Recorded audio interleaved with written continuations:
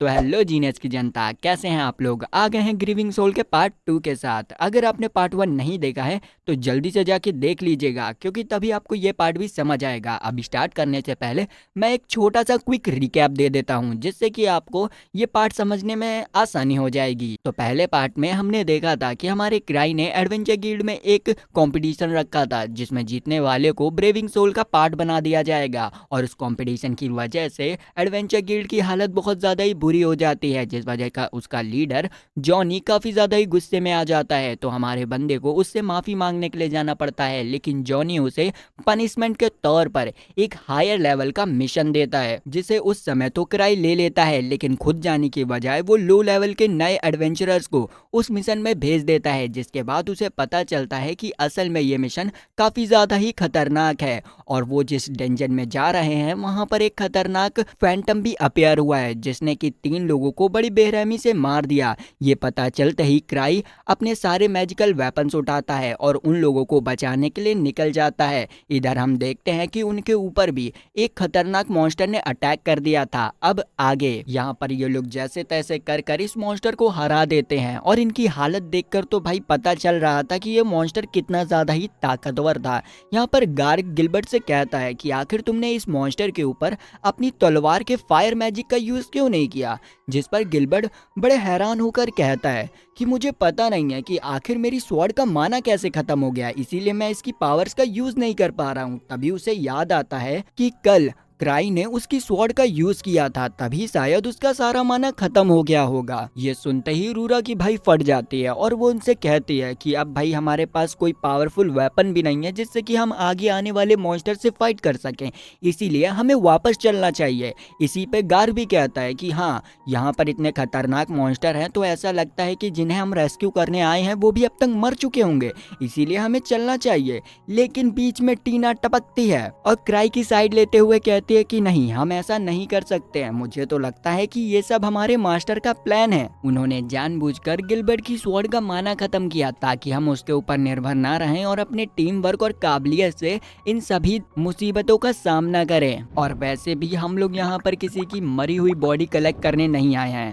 मुझे लगता है कि वो अभी भी जिंदा हैं, इसीलिए मैं लेवल 8 की स्ट्रेटजी का इस्तेमाल कर कर उन्हें बचाऊंगी। अगर तुम लोगों को भी मेरे साथ आना है तो मेरे साथ चलो। तो भैया सभी लोग उसके पीछे डैन की तरफ चलने लगते हैं। जब वो लोग डैन के पास पहुंचते हैं तो यहाँ पर टीना देखती है कि डैन के बाहर बहुत सारे वुल्फ मॉन्स्टर बो और गन्स के साथ खड़े थे। टीना उन्हें देखकर पहचान जाती है कि ये लोग डैन के बाहर इसलिए खड़े हैं क्योंकि इनका साइज इतना बड़ा है कि ये लोग डैन के अंदर फिट नहीं हो पा रहे हैं। इस पर उसे एक आइडिया आता है और वो कहती है कि अगर हमें इनसे फाइट करना है तो हमें इन्हें कैसे भी कर कर डैन के अंदर ले जाना होगा, जिससे कि ये ढंग से फाइट नहीं कर पाएंगे और हम इन्हें इजीली हरा देंगे। ये सुनते ही गिलबर्ट कहता है कि अगर ऐसा है तो मैं उनसे फाइट करता हूँ और उनकी बो और गन्स को अलग कर देता हूँ, फिर तुम लोग भी आ जाना। ये कहकर वो उनसे फाइट करने के लिए जा ही रहा होता है, लेकिन टीना उसे रोक लेती है और उससे कहती है कि तुम ऐसे नहीं जा सकते हो। जिस पर गिलबर्ट कहता है कि चिंता मत करो, भले ही मेरी स्वॉर्ड का माना खत्म हो गया है, लेकिन इसके बावजूद भी मेरी स्वॉर्ड बहुत ज्यादा ही ताकतवर है, मैं उन लोगों को आराम से हैंडल कर लूंगा। लेकिन टीना उससे कहती है कि ऐसा नहीं है, इस टीम की लीडर होने के नाते मेरा फर्ज बनता है कि मैं तुम लोगों को सेफ रखूं, और शायद मास्टर भी यही चाहते हैं, इसीलिए हम लोग जल्दबाजी नहीं करेंगे और अपने प्लान से चलेंगे।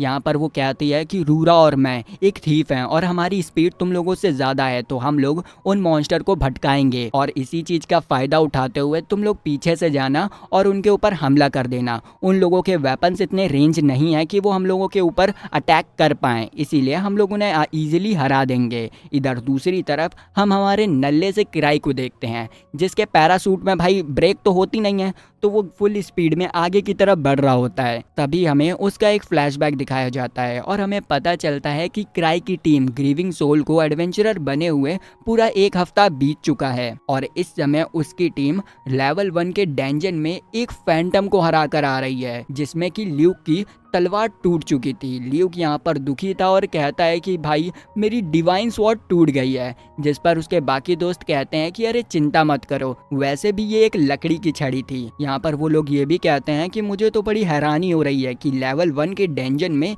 एक खतरनाक साइक्लोप कैसे आ गया। अगर हमारे साथ क्राई ना होता तो हमारी तो चटनी बन जाती। उनकी ये बातें सुनकर वहाँ पर एक नशेड़ी बंदा आता है, जिन्हें तो इन लोगों की बातों पर विश्वास ही नहीं हो रहा होता है कि ये गिच्ची पिच्ची एक खतरनाक साइक्लोप को हरा पाएंगे। तो वो उससे कहते हैं कि अरे ये क्या बातें कर रहे हो, मुझे तो लग रहा है कि तुम लोग उसे देखते ही भाग गए होगे। जो सुनते ही वहाँ पर क्राई की दोस्त उसे अपने बैग के अंदर कुछ दिखाती है, जिसे देखते ही उस बंदे की बुरी तरीके से फट जाती है, क्योंकि उस बैग के अंदर साइक्लोप का सर था। इस चीज पर क्राई उनसे कहता है कि मैंने तुमसे कहा था कि तुम्हें साइक्लोप के सर को ऐसे बैग में लेकर नहीं घूमना चाहिए, लो अब झेलो इसे। अब हम वापस से प्रेजेंट में आते हैं, जहाँ पर टीना की टीम ने उन मॉन्स्टर्स के ऊपर अटैक कर दिया था और इजीली अपनी टीम वर्क का सहारा लेते हुए उन सभी मॉन्स्टर्स को हरा दिया था। लेकिन तभी वो देखते हैं कि सामने से कुछ और मॉन्स्टर्स उनकी तरफ आ रहे हैं, तो वो लोग तैयार हो जाते हैं उनसे फाइट करने के लिए। टीना यहाँ पर कहती है कि अगर मैं यहाँ पर अकेले आती तो शायद ही जिंदा बचती, लेकिन हमारी टीम वर्क की मदद से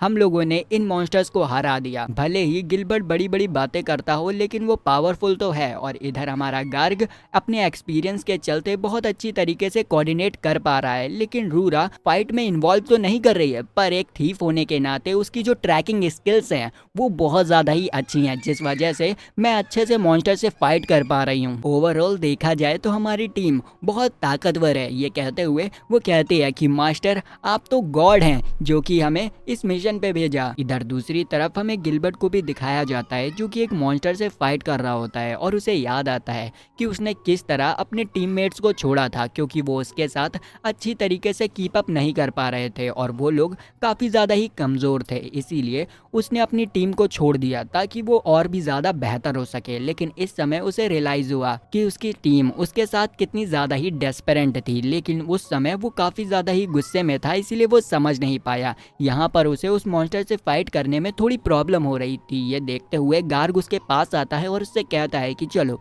मैं तुम्हारी मदद करता हूँ, और फिर वो दोनों साथ मिलकर उस मॉन्स्टर को हरा देते हैं। यहाँ पर हमारे बंदे को एहसास होता है कि टीम वर्क के साथ काम करना कितना ज्यादा ही बेहतर होता है और आप कितना ज्यादा ही अच्छी तरीके से और भी नई चीजों को सीखते हैं। हम देखते हैं कि उन लोगों ने फर्स्ट लेवल को तो पूरी तरीके से खत्म कर दिया होता है। फिर वो आगे बढ़ते हैं तो वो लोग एक ओपन एरिया में आ जाते हैं, जहाँ पर अचानक से टीना को एक बहुत बड़ा फैंटम सेंस होता है, जिसे सुनकर गार्ग कहता है कि अब हम लोगों को यहाँ से निकल लेना चाहिए, क्योंकि हम इसे तो नहीं हरा पाएंगे। लेकिन टीना कहती है कि अब हम इतनी दूर आ चुके हैं और वापस जाना एक बहुत बड़ी बेवकूफ़ी होगी। वो इतना कह ही रही होती है कि तभी वहाँ पर एक बहुत बड़ा व्हाइट कलर का वुल्फ आ जाता है, जो कि भाई आते के साथ ही साथ उन लोगों के ऊपर अटैक कर देता है। ये देखकर वो लोग सोचते हैं कि क्या हमें सही में यहाँ से जाना होगा। लेकिन तभी टीना की नज़र उस मॉन्स्टर के सर पर पड़ती है। उसने हेलमेट नहीं पहना था, तो टीना समझ जाती है कि शायद यही इसका वीक पॉइंट है। तो वो सभी से कहती है कि तुम लोग जल्दी से इसका ध्यान भटकाओ, मैं इसके ऊपर अटैक करूंगी। तो गिलबर्ट ऐसा ही करता है और उसके ऊपर अटैक करने लग जाता है। यहाँ पर ये दोनों भी यही कर रहे होते हैं, लेकिन वो मॉन्स्टर छोटा बच्चा नहीं था। वो उनकी स्ट्रेटेजी समझ जाता है और गार्ग को एक ही झटके में दूर फेंक देता है। यहाँ पर टीना भी बिना डरे उसके हर एक अटैक से बच रही होती है और उसके ऐसे मूव्स को देखकर रूरा उससे काफी ज्यादा ही इम्प्रेस होती है और कहती है कि टीना कितनी ज्यादा ही बहादुर है। इधर हम देखते हैं कि उस मॉन्स्टर ने गार्ग के ऊपर अटैक कर उसकी तलवार को बुरी तरीके से तोड़ दिया होता है और फिर वो वापस से गार्ग के ऊपर अटैक करने जा रहा होता है। लेकिन ये देखकर रूरा गार्ग को बचाने के लिए गार्ग को धक्का दे देती है, जिससे कि गार्ग उसके अटैक से बच जाता है। और इसी चीज का फायदा उठाकर टीना उस मॉन्स्टर के ऊपर चढ़ जाती है और उसके ऊपर अटैक करने के लिए बढ़ रही होती है। लेकिन उससे पहले ही वो मॉन्स्टर टीना के ऊपर अटैक कर देता है, जिससे कि टीना के पैरों में चोट लग जाती है। लेकिन टीना इस पर ध्यान न देते हुए उस मॉन्स्टर को अपनी स्वॉर्ड से खत्म कर देती है। यहाँ पर सभी लोग टीना के पास आते हैं और उससे कहते हैं कि टीना तुम ठीक हो ना। जिस पर टीना कहती है कि हाँ मैं ठीक हूँ, चिंता मत करो, मेरे पास एक हीलिंग पोशन है जिससे कि मैं अपनी चोट को हील कर लूंगी। और ये कहकर वो उस हीलिंग पोशन से अपनी चोट को पूरी तरीके से हील कर लेती है, जिसके बाद वो अपनी एक स्वॉर्ड गार्ग को देती है, क्योंकि उसकी स्वॉर्ड टूट चुकी थी। वो यहाँ पर लेन देन कर ही रहे होते हैं कि तभी टीना के ऊपर एक और अटैक होता है और ये अटैक करने वाला और कोई नहीं, बॉस मॉन्स्टर था, जो कि अब एक नहीं, दो नहीं, चार चार थे। ये देखकर उन लोगों की फट जाती है, लेकिन भाई अब फाइट करने के अलावा उनके पास कोई चारा भी नहीं था। लेकिन गार्ग और गिलबर्ट टीना और रूरा से कहते हैं कि तुम लोग यहाँ से भाग जाओ, अब हमारी बारी है अपने आप को साबित करने की। अगर हम लोग फाइट करते हुए मारे भी जाते हैं तो कोई फिक्र नहीं, क्योंकि तुम लोग तो बचोगे ना। लेकिन तभी टीना को याद आता है कि उसके पास क्राई की अंगूठी है, जो कि उसने कंपटीशन में जीती थी। तो वो सभी से कहती है कि मैं तुम में से किसी को भी मरने नहीं दूंगी, मेरे पास एक प्लान है, बस तुम लोग इसका ध्यान भटकाओ। तो भाई लीडर ने कहा है, तो गिलबर्ट और गार्ग दोनों ही उससे फाइट करने लगते हैं और ध्यान भटकाने लगते हैं। यहाँ पर रूरा अपनी स्वॉर्ड का यूज कर उस मॉन्स्टर की एक आंख को बंद कर देती है। इसी चीज का फायदा उठाकर टीना क्राई की अंगूठी से एक फ्लैश कैनन का यूज करती है उस मॉन्स्टर के ऊपर, जिससे कि 2 मिनट के लिए उस मॉन्स्टर का विजन चला जाता है और उसकी स्वॉर्ड भी जमीन में गिर जाती है। ये देखकर गिलबर्ट तुरंत ही उसके ऊपर अटैक कर देता है, लेकिन टीना उसे मना करती उससे पहले ही काफी देर हो जाती है और वो मॉन्स्टर गिलबर्ट को दूर फेंक देता है, जिससे कि गिलबर्ट को बहुत ज्यादा ही चोट लगती है और वो जमीन पर गिर जाता है। टीना उसके पास आती है और गिलबर्ट उससे माफी मांगता है, तो टीना उससे कहती है कि नहीं, गलती मेरी थी, मैंने ही तुम्हें गलत डायरेक्शन दी। अब हम देखते हैं कि वो मॉन्स्टर एक साथ होते हैं इन लोगों की लेने के लिए, और भाई इन लोगों की भी फटके चार हो रही होती है। इधर दूसरी तरफ हम अपने क्राई को देखते हैं, जो कि बिना ब्रेक की गाड़ी पर सवार होकर अंधाधुक आगे बढ़ रहा होता है, और वो कहता है कि भाई जिसने इस सूट को बनाया, क्या उसने कुछ पी के रखा था जो इसमें ब्रेक नहीं लगाया। और ये कहते हुए वो डायरेक्ट डंजन की दीवार से टकरा जाता है, और भाई वो दीवार के ठीक बगल में वही मॉन्स्टर होते हैं, जो कि भाई उस दीवार के नीचे दबकर इंजर्ड हो जाते हैं। और वहां पर हमारा बंदा भी हीरोइक एंट्री के साथ आ जाता है। सभी को लगता है कि क्राई उन लोगों को बचाने के लिए आया है, जो बात तो सही थी, लेकिन ये जो एंट्री थी उन लोगों को लगता है कि ये जानबूझकर उसने किया है ताकि वो एक ही बार में उन्हें हरा सके। लेकिन भाई वो मॉन्स्टर भी ताकतवर थे, वो तुरंत ही उठते हैं और क्राई को देखते ही भाई उन लोगों की भी फट जाती है। क्राई टीना लोगों से कहता है कि चलो अब तुम दूर हटो, अब मेरी बारी है। ये कहकर वो उन मॉन्स्टर्स के ऊपर अपनी रिंग से अटैक करता है, लेकिन उसकी रिंग का मैजिक उन मॉन्स्टर के ऊपर काम ही नहीं करता है। ये देखते हुए वो मॉन्स्टर काफी ज्यादा ही चौड़ में आ जाते हैं कि अब तो ये बंदा गया, और उनमें से एक मॉन्स्टर क्राई के ऊपर तलवार से अटैक कर देता है, जिससे कि क्राई को कुछ होता नहीं है, बस उसका एक रिलैक्स टूट जाता है। ये देखकर उस मॉन्स्टर की तो और ज्यादा ही फट जाती है कि इस बंदे को कुछ हुआ क्यों नहीं। यहाँ पर हमारा बंदा उससे चौड़ में और उसका मजाक उड़ाते हुए कहता है कि बस निकल गई तेरी, अब मेरी बारी। और ये कहते हुए वो अपने गले में से एक रिलिक्स को निकालता है और उसे खोलकर पहले तो पी लेता है, और फिर उसका खाली कैन हवा में उछालता है और उसे एक्टिवेट कर देता है, जिससे कि उसमें एक ब्लास्ट होता है, जिससे कि जितने भी मॉन्स्टर होते हैं उन्हें कुछ दिखना बंद हो जाता है। और इसी चीज का फायदा उठाते हुए हमारा बंदा उन लोगों से कहता है कि जल्दी से भागो, और ये सुनते ही वो लोग भागना स्टार्ट कर देते हैं। यहाँ पर गिलबर्ट देखता है कि टीना बहुत धीमे धीमे भाग रही है, तो वो टीना से कहता है कि अगर तुम ऐसे भागोगी तो वो मॉन्स्टर हमें पकड़ लेंगे। जिस पर रूरा उससे कहती है कि क्या तुम्हें दिखता नहीं है, वो इंजर्ड है, इसीलिए वो अच्छे से भाग नहीं पा रही है। और वहीं देखो हमारे मास्टर को, जो कि पीछे इसीलिए भाग रहे हैं ताकि वो हमारी प्रोटेक्शन कर सके। लेकिन हमारा बंदा तो इधर कह रहा होता है कि कौन कह रहा है कि मैं धीमे भाग रहा हूँ, मैं अपनी फुल ताकत से भाग रहा हूँ ताकि इन मॉन्स्टर से बच सकूं। लेकिन भाई टीना को तो ये पता नहीं थी, तो वो सोच रहे होते हैं कि वाओ, मास्टर कितने ज्यादा महान है, वो मेरे लिए इतना धीमे भाग रहे हैं। मैं उसी दिन समझ गई थी कि ये इतने ज्यादा महान है जब मैं इनसे पहली बार मिली थी। अब हमें पास्ट की सीन दिखाई जाती है, जहाँ पर टीना बहुत छोटी थी और कुछ बंदे उसे परेशान कर रहे थे। तभी वहाँ ग्रीविंग सोल आ जाती है और वो 2 बंदे उनके रास्ते के बीच में थे। क्राई उनसे बार बार हटने के लिए कहता है, लेकिन वो उसकी बात नहीं सुनते हैं, जिस पे कि उन लोगों की हट जाती है और वो उन बंदों को पकड़कर कोने में फेंक देते हैं। ये देखकर टीना को लगता है कि शायद उन लोगों ने इसकी जान बचाई है, तो वो यहाँ पर उनसे पूछते हैं कि आखिर तुम्हारा नाम क्या है। जिस पर क्राई कहता है कि हम लोग इतने खास नहीं है कि हम तुम्हें अपना नाम बताएं। और उसे इतना डाउन टू अर्थ देखकर टीना ने डिसाइड किया कि वो आगे जाकर ग्रीविंग सोल का एक हिस्सा बनेगी। अब आती है सीन प्रेजेंट में, जहाँ पर ये लोग मॉन्स्टर से भागकर दूर आ चुके थे। रूरा क्राई को बताती है कि टीना ने आज हमारी जान बचाई, अगर टीना हमारे साथ ना होती तो अब तक हम लोग मारे जाते। जिस पर क्राई उन सभी से माफी मांगता है कि उसने उन्हें इतने खतरनाक मिशन पर भेज दिया, और वो टीना से कहता है कि हाँ, मुझे भरोसा था कि तुम इतना अच्छा ही करोगी। जो सुनकर टीना को काफी अच्छा लगता है, लेकिन वो उसे बताती है कि मेरे पैरों में बहुत ज्यादा ही दर्द हो रहा है क्योंकि मुझे अभी चोट लगी थी। जिसे सुनकर क्राई अपना एक रिलिक्स निकालता है और उसकी चोट पर लगा देता है, जिससे कि उसकी चोट पूरी तरीके से ठीक हो जाती है और उसका जो दर्द होता है वो भी बंद हो जाता है। गार्ग अब क्राई से कहता है कि क्या तुमने उन मॉन्स्टर्स को हरा दिया, जिस पर क्राई कहता है कि तुम्हें इस चीज पर ध्यान नहीं देना चाहिए, अब हमें यहाँ से बाहर निकलने के बारे में सोचना चाहिए। और ये कहकर वो आगे की ओर बढ़ने लगता है, जिसे देखकर सभी लोग उसके पीछे जा रहे होते हैं कि शायद ये हमें बाहर निकालेगा। लेकिन हमारा बंदा तो सोच रहा होता है कि भाई यहाँ से बाहर कैसे निकलना है, मुझे तो पता ही नहीं है कि मैं आखिर हूँ कहाँ। और ये कहते हुए उसकी तो भाई बुरी तरीके से फट रही होती है और वो कहता है कि मुझे तो यहाँ पर उल्टी आ रही है, मैं क्या करूँ। तभी अचानक से गिलबर्ट उससे कहता है कि मुझे माफ करना, लेकिन आखिर हम लोग जा कहाँ रहे हैं, जिस पर क्राई कहता है कि हम लोग एग्जिट की तरफ जा रहे हैं। और फिर वो मन में सोचता है कि यार हम जा तो रहे हैं लेकिन मुझे तो पता ही नहीं है कि हम हैं कहाँ। वैसे भी ये डैन एक पहेली की तरह है, जितना मैं आगे बढ़ रहा हूँ उतना ही एक नया रास्ता आ रहा है, अब मैं क्या करूं। तभी टीना गिलबर्ट से कहती है कि हमें मास्टर पर विश्वास करना चाहिए और उनके प्लान पर चलना चाहिए, यही हमारी ट्रेनिंग का हिस्सा है। लेकिन वैसे मुझे लग रहा है कि हम गलत जा रहे हैं, क्योंकि जब मैंने केव के अंदर एंटर किया था तब मैंने इसका मैप देखा था, इसीलिए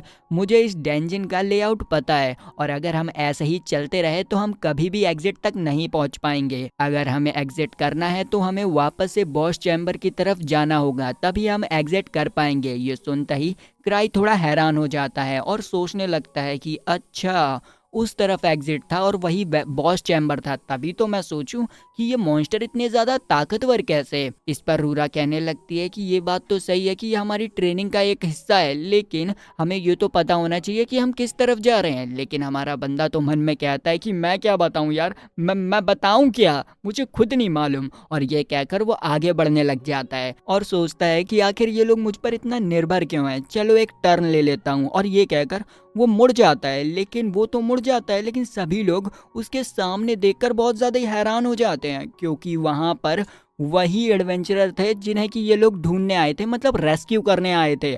और अब भैया इन लोगों को लगने लगता है कि जानबूझकर क्राई उन लोगों को गलत रास्ते में लेके आया ताकि वो इन लोगों को बचा सके। और भाई टीना तो अपनी आसमान में चढ़ जाती है और कहती है कि सही में ये तो भगवान हैं। और यहाँ पर इन लोगों को भी विश्वास हो जाता है कि सही में ये बंदा कुछ हट कर है। लेकिन हमारा बंदा तो सोच रहा होता है कि ये क्या हो गया, आखिर ये लोग यहाँ पर क्या कर रहे हैं, मैं तो इनके बारे में भूल ही गया था। यहाँ पर जो एडवेंचरर्स का लीडर होता है उसका नाम रूडोर था, वो उन लोगों से थैंक यू कहता है उन्हें बचाने के लिए। लेकिन टीना कहती है कि हमें थैंक यू मत कहिए, यहाँ पर हम मास्टर की वजह से आ पाए हैं, वही हमें यहाँ पर लेके आए हैं।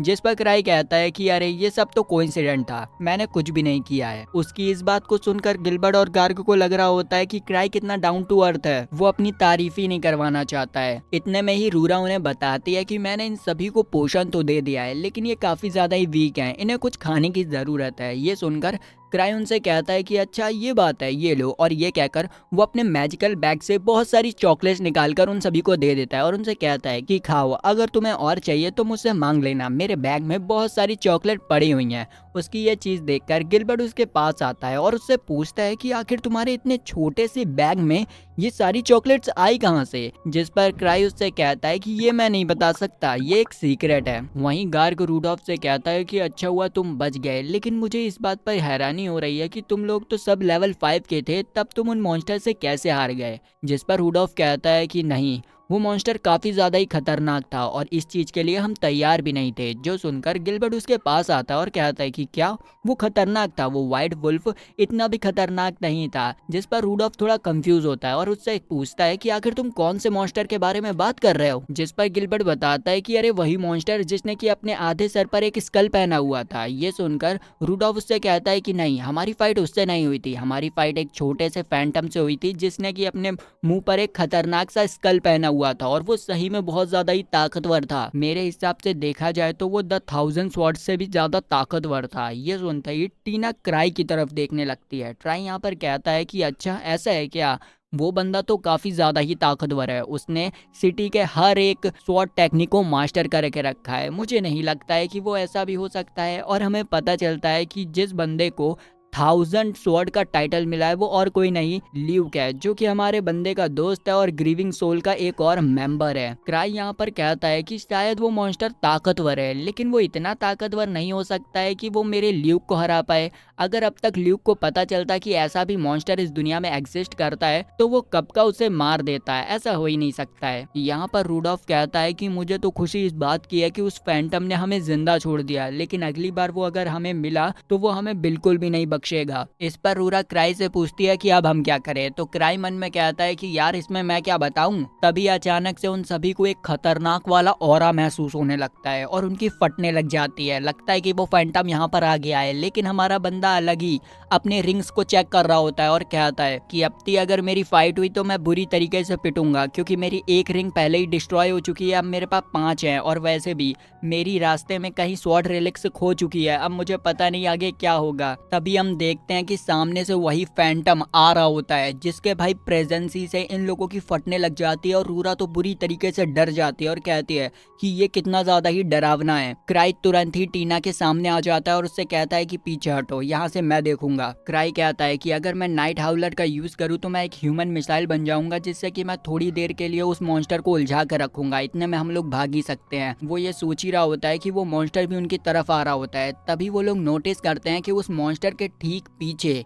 एक लड़की है जो कि उन्हीं के पास आ रही है। ये देखकर उन लोगों की और ज्यादा ही फट जाती है कि शायद ये लड़की भी एक फैंटम है और इसी खतरनाक फैंटम की एक साथी है। लेकिन क्राई का रिएक्शन उस लड़की को देखकर नॉर्मल होता है और वो कहता है कि आखिर ये यहाँ क्या कर रही है। जैसे जैसे वो फैंटम आगे बढ़ रहा होता है हमारी टीम तैयार हो जाती है फाइट करने के लिए, लेकिन तभी अचानक से वो जो लड़की होती है वो एक जोरदार लात मारती है उस फैंटम के और वो फैंटम कोने में जाके घुस जाता है। ये इतनी तेज हुआ होता है कि भाई इन लोगों को समझ ही नहीं आता कि ये हुआ क्या। यहाँ पर क्राई भी रिवील करता है कि ये है ग्रीविंग सोल की थर्ड मेंबर लिज। लिज उस फैंटम को ठिकाने लगाने के बाद डायरेक्ट क्राई के पास आती है और उससे कहती है कि ये जो तुम्हारे साथ लोग हैं क्या हमारी टीम के नए मेंबर्स हैं। जिस पर क्राई मना कर देता है तो वो कहते हैं कि वाह, मुझे ये सुनकर काफी ज्यादा ही खुशी हुई कि ये नए मेंबर्स नहीं हैं, और इसी के साथ साथ वो उसे उसकी स्वॉर्ड रिलिक्स भी देती है और कहती है कि ये मुझे वहीं पास में गिरी हुई मिली तो मैं तुम्हारे पास ले आई। जिस पर क्राई कहता है कि थैंक यू, मुझे इसकी जरूरत थी। इधर लिज को देखकर ये दोनों कहते हैं कि आखिर ये कौन है, ये तो मुझे कोई मॉन्स्टर भी नहीं लगती है। ये चीज भाई लिज सुन लेती है और उसे काफी ज्यादा ही गुस्सा आता है और वो गुस्से में कहती है कि क्या तुम लोग पागल हो चुके हो या तुम नए हो। यहाँ पर क्राई भी खड़ा है और तुम मुझे नहीं पहचान रही हो, क्या तुम इस शहर में नए हो जो तुम ग्रीविंग सोल को नहीं जानते हो। यहाँ पर वो थोड़ा बात पलटती है और कहने लगती है कि गलती मेरी है, मैं इतनी दूर से तुम्हारे घर आई और वहां जाकर मुझे पता चला कि तुम केव में गए हो। नहीं, ये सब मेरी गलती है, मेरे खून की गलती है। और ये सब वो भाई कह रही होती है हमारी टीना से, क्योंकि टीना उसकी बहन है ना, इसीलिए। तो वो कहती है कि तुमसे इतना छोटा भी काम नहीं हुआ जो क्राई को खुद तुम्हारी मदद करने आना पड़ा। तुम सही में मेरे नाम के ऊपर धब्बा हो, धब्बा, और कुछ नहीं। और ये कहकर भाई वो उसे उल्टा सीधा सुनाई जा रही होती है। तभी उसकी बात के बीच में गिलबर्ट टपक पड़ता है तो वो गिलबर्ट को एक लात मारती है और दीवार में घुसा देती है, जिससे कि भाई गिलबर्ट की हालत बहुत ज्यादा खराब होती है। लिज उससे कहती है कि क्या तुम्हें तमीज नहीं है, यहाँ पर दो लोग बात कर रहे हो, तुम बीच में घुस रहे हो। ये कहकर वो वापस से टीना को सुनाने लग जाती है और भाई टीना उसके सामने झुककर माफी मांगती है कि मुझसे गलती हो गई। ये देखते हुए क्राई उसके पास आता है और उससे कहता है कि अरे अरे ऐसा मत चिल्लाओ उस पे ऊपर, उसने आज बहुत मेहनत करी है, इसलिए ऐसा कुछ मत करो। जिसकी बात सुनकर लिज थोड़ी शांत भी हो जाती है। तभी वहाँ पर एक व्हाइट वुल्फ आ जाता है जिसके हाथ में बड़ी सी मशीन गन थी। उसको देखते ही लिज तैयार हो जाती है अपना मास्क पहनकर उससे फाइट करने के लिए, और देखते के साथ ही साथ व्हाइट वुल्फ उसके ऊपर अपनी बुलेट से अटैक भी कर देता है। लेकिन लिज की स्पीड इतनी ज्यादा ही होती है कि वो उसके हर एक बुलेट को अपने हाथों से पकड़कर एक लाइन में इकट्ठा कर देती है। और फिर वो उस वुल्फ से कहती है कि बस तुम्हारी मशीन गन में इतना ही दम था, तुम भूल रहे हो कि मैंने स्पीड बैरियर को कब का सरपास कर दिया है। और ये कहते हुए वो यहाँ पर टीना के ऊपर भी चिल्ला रही होती है और कहती है कि तुम इस तरीके के मॉन्स्टर से डर रही थी, ऐसे मॉन्स्टर को तो उनके आर्मर में ही मार देना चाहिए। और ये कहकर वो उसे एक खतरनाक वाली किक देती है, जिससे कि भाई मॉन्स्टर की तो बुरी हालत हो जाती है और वो खत्म हो जाता है। ये देखते के साथ ही साथ वो जो स्केलेटन मॉन्स्टर होता है, ये फैंटम कह लो, वो भी उसके ऊपर अपनी तलवार से अटैक करता है। लेकिन ये जो मूवमेंट था भाई बिल्कुल एक हार्ड मूवमेंट था। यहाँ पर लिज उसकी तलवार को सिर्फ अपनी 2 उंगली से पकड़ लेती है और टीना से कहती है कि तुम इससे डर रही थी, ये तो कुछ भी नहीं है। और ये कहकर वो उस मॉन्स्टर को पंच पे पंच सर पंच बना देती है। मतलब यार इतने सारे पंच मारती है कि उस मॉन्स्टर का तो खेल खत्म हो जाता है। वहां पर टीना इधर भाई उसकी डांट सुन सुनकर रोने लग जाती है और कहती है कि प्लीज मुझे माफ कर दो, अब मुझसे ऐसा कभी भी नहीं होगा। फिर क्राई उसे शांत कराता है कि शांत हो जाओ, अब वो कुछ भी नहीं कहेगी। जिसके बाद वो लोग अपने डैन से वापस से अपनी सिटी आ जाते हैं, मतलब उन लोगों को रेस्क्यू कर लेते हैं। जिसके बाद हम थोड़ी देर बाद की सीन देखते हैं जहाँ पर हमारी जो टीना की टीम होती है उसमें गिलबर्ट अपनी तलवार गार्ग को दे देता है और उससे कहता है कि अब तुम ये तलवार रखो, अब ये तुम्हारी जिम्मेदारी है। अब मैं वापस से अपनी पुरानी टीम के पास जा रहा हूँ क्योंकि मुझे समझ आ गया है कि असली टीम वर्क क्या होता है। अब मैं उन्हें समझाऊंगा और उनसे माफी मांगूंगा। जिस पर सभी लोग उससे कहते हैं कि जाओ ताकतवर बनो। और इधर दूसरी तरफ हम अपनी लिज को देखते हैं जो कि आराम से सोफे पर सो रही होती है। उसी के कमरे में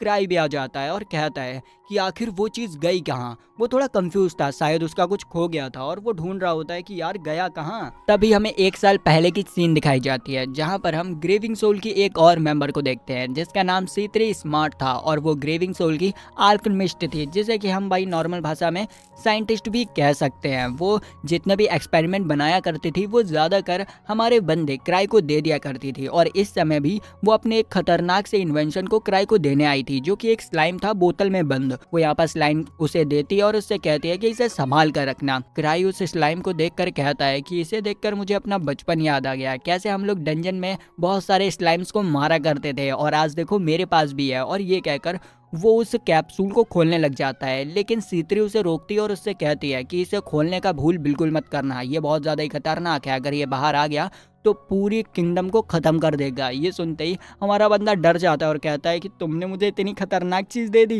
कैसे कर सकती हो तुम मेरे साथ ऐसा। तो वो कहते हैं कि बकवास बंद करो और इसे संभाल कर रखो। और हम देखते हैं कि इतनी खतरनाक चीज़ों को ही हमारा बंदा कहीं खो देता है और इस समय वो जो ढूंढ रहा था ना, वो इसी स्लाइम को ढूंढ रहा था और उसे वो स्लाइम कहीं भी नहीं मिलता है। तो वो परेशान होकर बेड पर बैठ जाता है और सोचने लगता है कि जब मैंने उन मॉन्स्टर्स को मारने के लिए कैप्सूल को खोला था तब वो स्लाइम उसमें नहीं था, और पहले जिस संदूक में मैंने उस स्लाइम को रखा था वो भी पूरा मैजिकल बॉक्स था, तो वहां से जा ही नहीं सकता है। इसका मतलब ये है कि शायद शुरू से उस कैप्सूल के अंदर वो स्लाइम था ही नहीं, शायद C3 मुझे बेवकूफ बना रही थी। और ये कहकर वो लेट जाता है, लेकिन अचानक से वो सोचने लगता है कि अगर उसमें स्लाइम हुआ तो, और ये कहकर वो वापस से स्लाइम को ढूंढने में लग जाता है। क्राई यहाँ पर बुरी तरीके से थक चुका था क्योंकि कल उसने इतनी मेहनत करी थी और उसके बाद वो सोया भी नहीं है। तभी वहां पर आइवा आती है जो कि क्राई को बताती है कि व्हाइट वुल्फ डैन में जो कुछ भी हुआ उसके बारे में एसोसिएशन तुमसे फुल डिटेल चाहती है, इसीलिए उन्हें बताओ जाकर। जिस पर क्राई कहता है कि मुझे इसके बारे में कुछ भी नहीं मालूम है, उस मिशन की लीडर टीना थी, उससे जाकर पूछो, मैं तो लास्ट में पहुंचा था। जिस पर आइवा उससे कहती है कि टीना तो लिज के साथ ट्रेनिंग कर रही है इसलिए वो तो कुछ नहीं बता पाएगी। इतने में ही क्राई उससे कहता है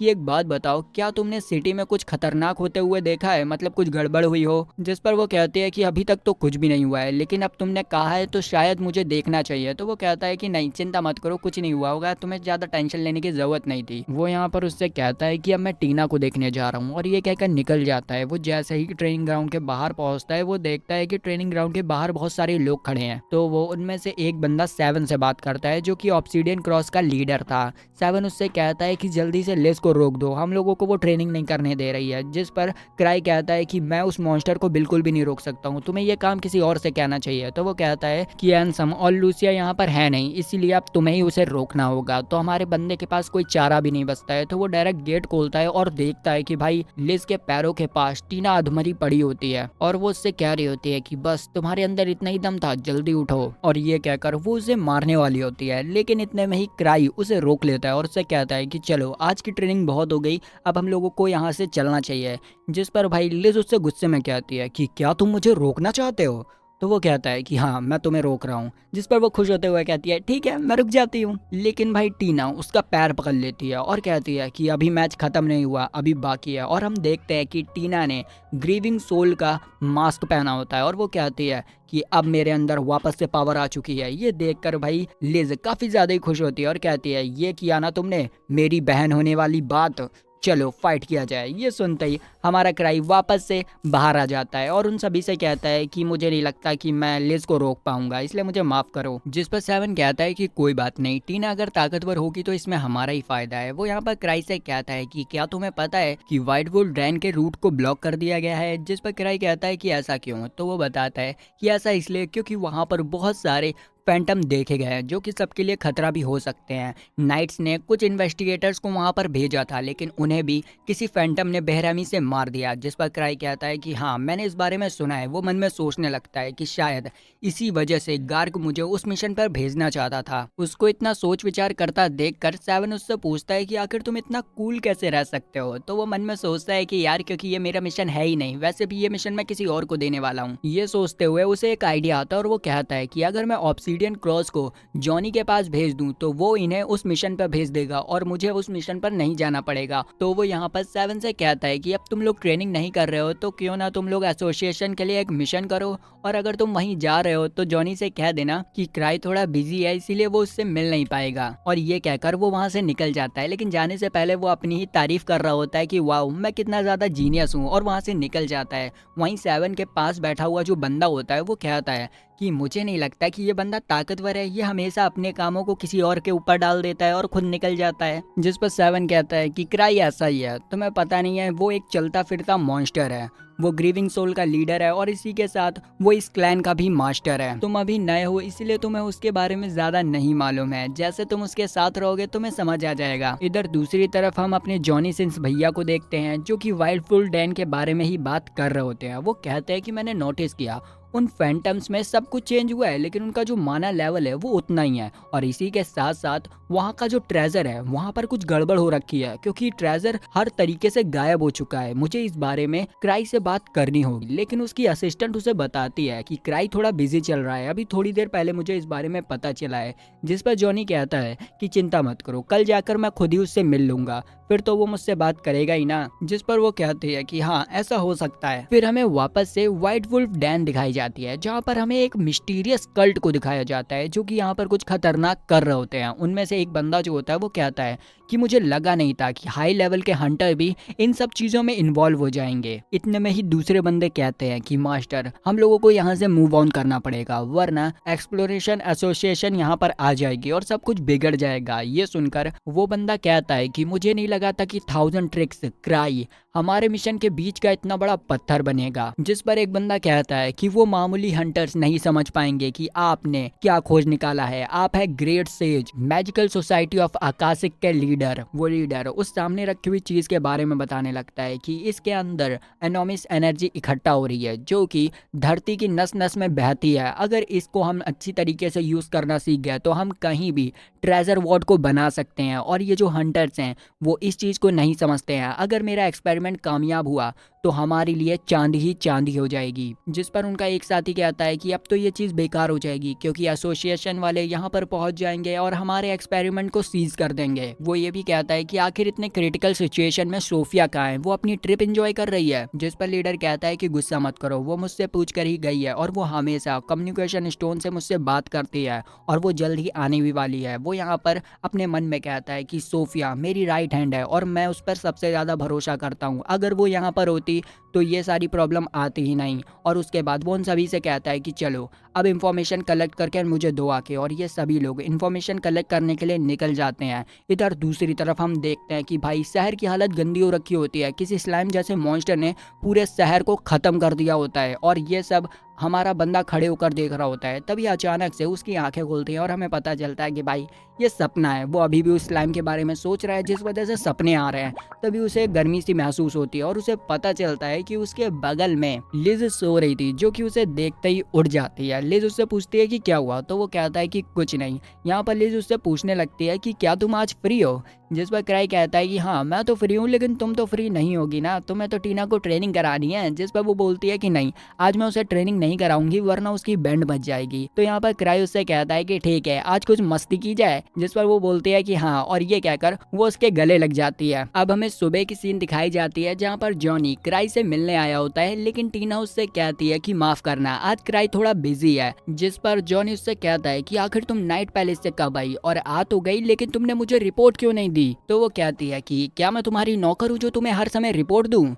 इस पर वो गुस्से से कहता है कि हाँ तुम मेरी नौकर हो, तुम्हें करना होगा। इस चीज़ के लिए भाई लिज बहुत ज़्यादा गुस्से में आ जाती है और उससे कहती है कि अच्छा अगर ऐसा है तो लड़के दिखाओ मुझसे, तुम मुझे लगता है कि अब कमज़ोर हो चुके हो। इस चीज़ को भाई जॉनी अपने दिल पर ले लेता है और कहता है कि ठीक है चलो फाइट करते हैं। अब भैया इन दोनों की फाइट तो होने लग जाती है तो हमारा क्राई डायरेक्ट जाता है जॉनी की असिस्टेंट के पास और उससे कहता है कि चलो हम लोग बात करते हैं। फिर हम देखते हैं कि वो लोग एक रूम में बैठकर बात कर रहे होते हैं और काइल क्राई से पूछती है कि जब तुम लोग व्हाइट वुल्फ डैन में गए थे तो तुमने कुछ अजीब देखा था वहां पर। जिस पर क्राई कहता है कि नहीं मैंने ऐसा कुछ भी अजीब नहीं देखा है, लेकिन इस समय तो मुझे किसी और चीज की ज्यादा चिंता हो रही है। इस पर काइल उससे पूछती है कि वो कौन सी चीज है। इस पर क्राई फंस जाता है, लेकिन वो बातों को घुमाते हुए कहता है कि ये चीज मैं अभी तुम्हें नहीं बता सकता हूँ वरना कोई हमारी बात सुन लेगा। और फिर वो मन में कहता है कि अब मैं इसे ये थोड़े ना बता दूंगा कि मैंने एक खतरनाक सा स्लाइम खुला छोड़ दिया है। वो यहाँ पर उससे कहता है कि चिंता मत करो, हमारी क्लैन तुम लोगों की मदद जरूर करेगी। मेरे ख्याल से आर्क इस काम को ज्यादा अच्छे से कर देगा, इसीलिए तुम्हें उससे कहना चाहिए।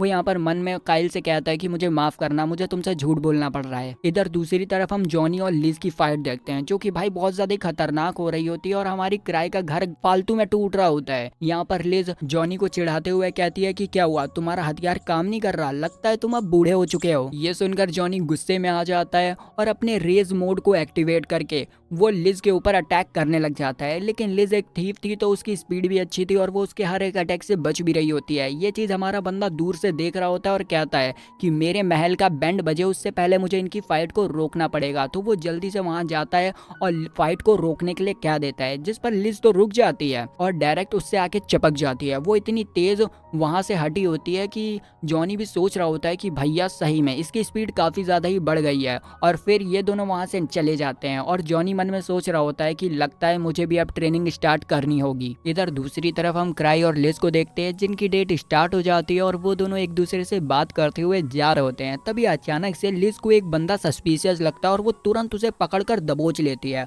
और फिर वो क्राई को बताती है कि ये बंदा इतनी देर से हमें स्टॉक कर रहा था और घूर रहा था। इस पर क्राई कहता है कि देखो सब लोग देख रहे हैं इसीलिए इसे छोड़ दो, हम लोग बात करके भी मामला सुलझा सकते हैं। जैसे ही लिज उसे छोड़ती है वो बंदा वहां से भाग लेता है। ये देखकर लिज क्राई की तरफ देखती है और कहती है कि तुमने उसे जानबूझकर जाने दिया ना, इतनी देर से तुम एक्टिंग कर रहे थे ना, इतनी अच्छी एक्टिंग कैसे कर लेते हो, मुझे भी पता नहीं चला। और ये कहकर वो उसे पकड़ लेती है। हमारा लिज सोच रहा होता है कि भाई ये क्या क्या रही है, मुझे तो कुछ समझ ही नहीं आ रहा। इधर दूसरी तरफ हम उसी स्टॉकर को देखते हैं जो कि घबराते हुए कहता है कि आखिर उस लड़की ने इतनी दूर से मुझे देख कैसे लिया और क्राई ने मुझे छोड़ क्यों दिया, क्या वो उसकी वार्निंग थी, वो हमारे कल्ट के बारे में सब कुछ जानता है। इधर हम उसी कल्ट के मेंबर को देखते हैं जिसके पास एक लड़की आती है और कहती है कि बताइए मास्टर क्या मिशन है। जिस पर वो कहता है कि ठीक है अब तुम्हारा काम स्टार्ट होता है, लगता है कि ये लोग कुछ खतरनाक प्लानिंग करने वाले हैं। और वहीं दूसरी तरफ हमारा बंदा इन सब प्लानिंग से बेखबर होकर अपनी डेट को एंजॉय कर रहा होता है। और इसी के साथ लेट दिस ग्रेविंग सोल का एपिसोड 3, 4, 5 खत्म हो जाता है। तो अगर आपको इसका पार्ट 3 देखना है तो लाइक सब्सक्राइब घंटा दबाइए, हमारी फैमिली में आ जाइए क्योंकि ऐसे नरम गरम एनिमे हमारे यहाँ आते रहते हैं। तो मिलते हैं नेक्स्ट वीडियो में, बाय बाय।